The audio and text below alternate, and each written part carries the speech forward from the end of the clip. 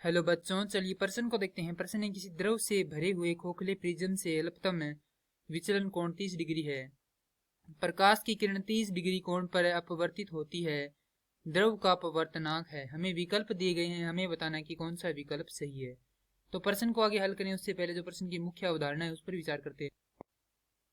तो इस प्रश्न के लिए जो मुख्य अवधारणा है वह हो जाएगी अपवर्तनांक का सूत्र। अर्थात हम यहाँ पर यह देखेंगे कि अपवर्तनांक का सूत्र क्या होता है। तो अपवर्तनांक म्यू बराबर होता है साइन आई बटा साइन आर, तथा ये बराबर होता है किसके, साइन ए योग डेल्टा एम भाग में 2 और भाग में साइन ए बटा 2 के।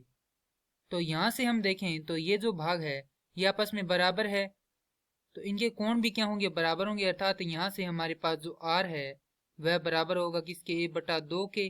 तो यहाँ से a बराबर हो जाएगा 2r। अब यहाँ पर हम देखेंगे कि I क्या है, r क्या है, a क्या है, डेल्टा m क्या है।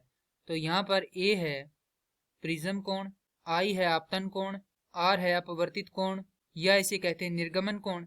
उसके बाद में यहाँ पर म्यू है अपवर्तनांक, डेल्टा m है अल्पतम विचलन कोण।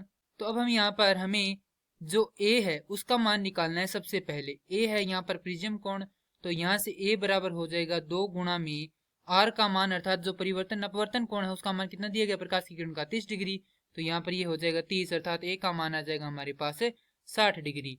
तो यहाँ से हमारे पास म्यू बराबर हो जाएगा साइन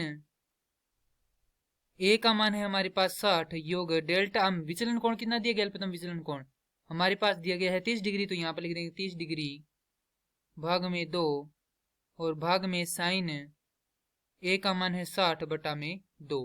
तो यहाँ पर मान लिख देते हैं डेल्टा m बराबर दिया गया हमें 30 डिग्री। अब यहाँ से म्यू बराबर हो जाएगा साइन, चूंकि ये कितना है 60 और 30 हो जाएंगे 90, 90 में 2 का भाग लगाएंगे तो हमारे पास आएगा 45 डिग्री, भाग में ये हो जाएगा साइन 30 डिग्री।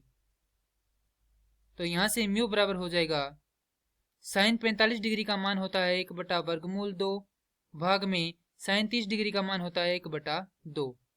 तो यहाँ से म्यू बराबर हो जाएगा 2 बटा में वर्गमूल 2। अब यहाँ से वर्गमूल 2 को हटाएंगे तो इसीलिए हम क्या करते हैं, यहाँ पर वर्गमूल 2 से अंश में हर में गुणा कर देते हैं तो हमारे पास आ जाएगा वर्गमूल 2। अतः म्यू क्या है, यहाँ पर अपवर्तनांक है, तो अपवर्तनांक का मान है हमारे पास वर्गमूल 2 और यह उत्तर दिए गए विकल्पों में से विकल्प ए से मिलान करता है। तो प्रश्न के लिए सही उत्तर होगा विकल्प ए। मैं आशा करता हूँ कि यह प्रश्न आपको समझ में आया होगा। धन्यवाद।